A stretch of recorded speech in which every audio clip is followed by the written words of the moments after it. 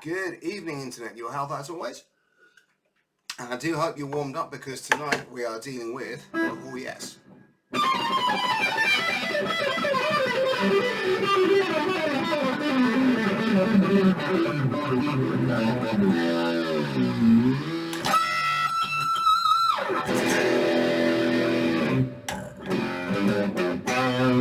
Yngwie Day. The one and only Yngwie Malmsteen, so named so that of course you wouldn't confuse him with any other Yngwie Malmsteens. There's a short potted history of him in the blog, as I'm sure all my myriad subscribers will be familiar with this. So what I'm going to do tonight is just demonstrate a couple of the licks that I've tabbed out there. Obviously the tab will be in the description below as always. If you are a follower of this channel, welcome to a very small select club. If you are not, then click the like and subscribe and share button and welcome. Right, so first thing that we're going to deal with looking at Yngwie's style is fours. Having transcribed a couple of his solos now, playing scales in fours is a huge component in his sound. So what we're going to do here, this is the lick that opens the guitar solo to Blitzkrieg. This is using the F sharp minor scale. That's the fingering that we're thinking about. I should point out as well that Yngwie of course tunes down a semitone, so if you want to capture that sound you'll need to do that too. I'm in standard because, well, I'm not Yngwie, I'm a mere mortal. And what I'm going to do is work my way down that scale in four, starting on the A note here on the 17th fret high E string.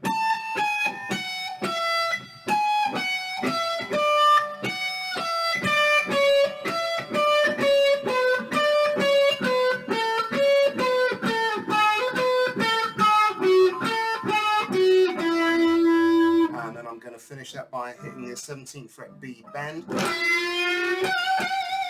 So this is an E note that I'm bending into an F sharp, so flat 7 into the root, and that's what he's used to kick the solo off. So here it is a little bit faster.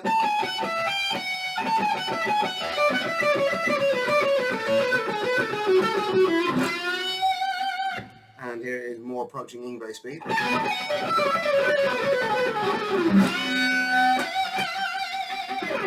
And when you hit that bend, your vibrato wants to be wide and aggressive and assertive. The rare occasions that Yngwie holds a note, his vibrato is sublime. Big, fat, juicy, greasy notes that smear all over the listener's face. Okay, so that was example one. Now, example two takes this and develops this a little bit. So I'm going to stick with the F sharp minor scale and stick with the sequencing in fours as well. But what you're going to see is that instead of taking it down the fingering, I'm going to move laterally down the B string.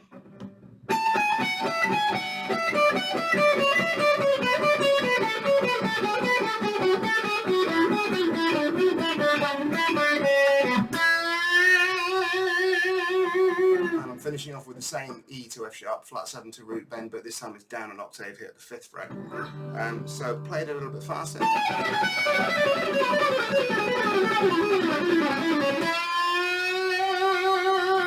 And you can recognise that kind of machine gun 16th note pattern that he's doing.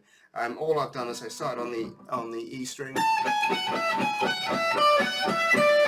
when I get here to the C sharp, rather than going down to the 16th fret G, I just do a little position shift back.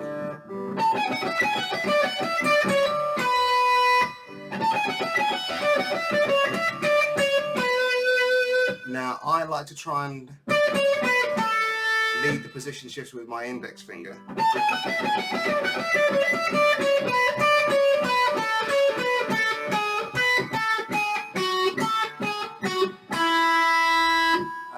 That keeps the first finger coordinating and sort of pulling the hand down the fretboard. Okay, now of course no discussion of Yngwie Malmsteen would be complete without having a look at swept-picked arpeggios. So what I'm going to do here, I'm going to demonstrate 3 B minor triads, all played along the G, B and high E strings. Now, if you're not familiar with sweep picking, and you're looking at it and thinking, that just looks like strumming, well, you're not a million miles away. What's really happening is, for example, if I take this pattern here, my B minor triad is here on the 7th fret G, 7th fret B, 7th fret high E strings, and then I'm reaching out to grab that D note on the 10th fret of the high E. So that's my shape. Now, so I pick the first 3 strings all with downstrokes, down, down, down, and it's the release of pressure that keeps the notes separated rather than just being, which is obviously just a mess. So there, I pick my 7th fret G, roll over across the 7th fret B, and as I'm rolling across, the pressure comes off the 7th fret G, and then I roll back again to the 7th fret high E, and then go, little finger's going to grab that 10th fret on the high E, pull off, and then roll back from the E string to the B at the 7th fret, and then back again to the G.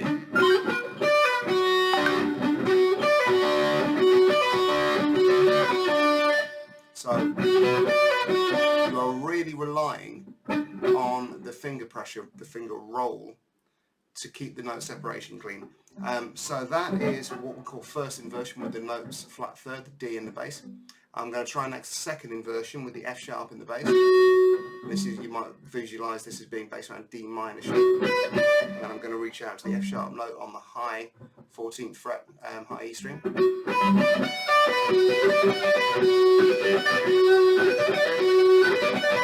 Now this shape is a little easier to get up to speed and keep clear because you're not actually having to roll one finger across each string. So I'm doing the D minor shape, which is the first and middle fingers, reaching out the little finger to get the high F sharp. And then if I go to root position, well, I could try and do it down here. But that is quite the stretch, so I'm going to move up into the B note on the 16th fret of the G string and reach out to my high B note on the 19th fret high E. And same idea.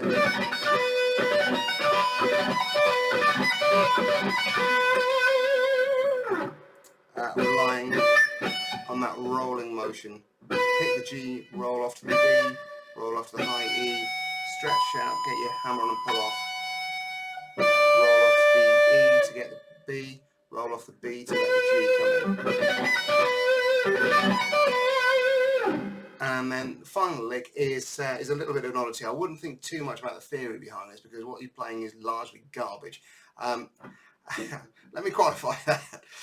We're starting off on the B note here, and we are this one is in the key of E minor, or well, E harmonic minor really. So that's a fifth. So that's a strong chord tone.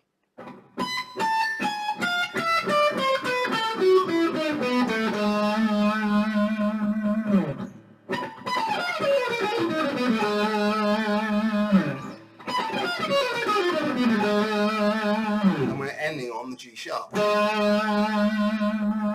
So we're ending on a strong chord tone. We're starting on a strong chord tone. The stuff in between is less harmonically important really. What's important is the shape.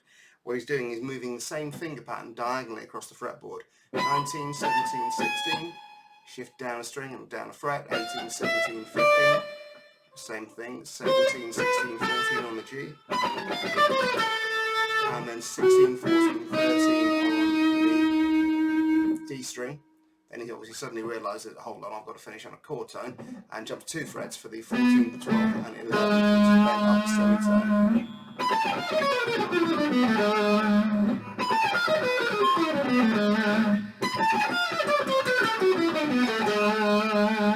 So quite dissonant when you break it down. You play it at speed,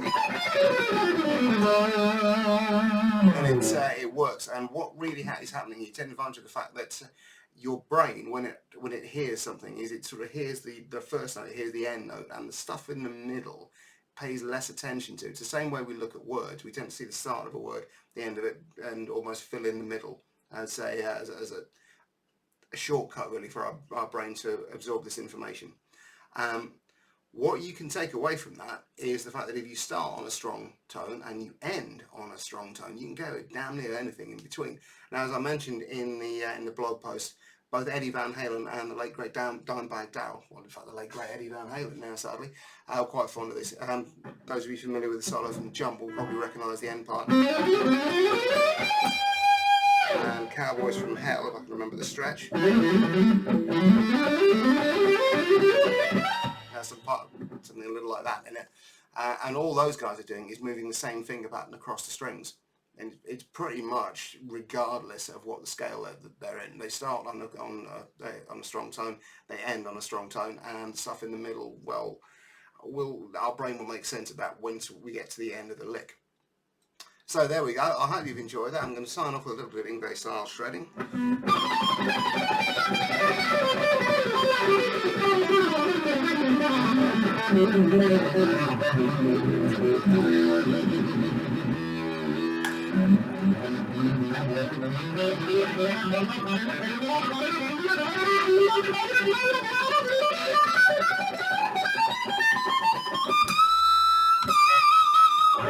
Which I'm sure I've just started doing that from this past month.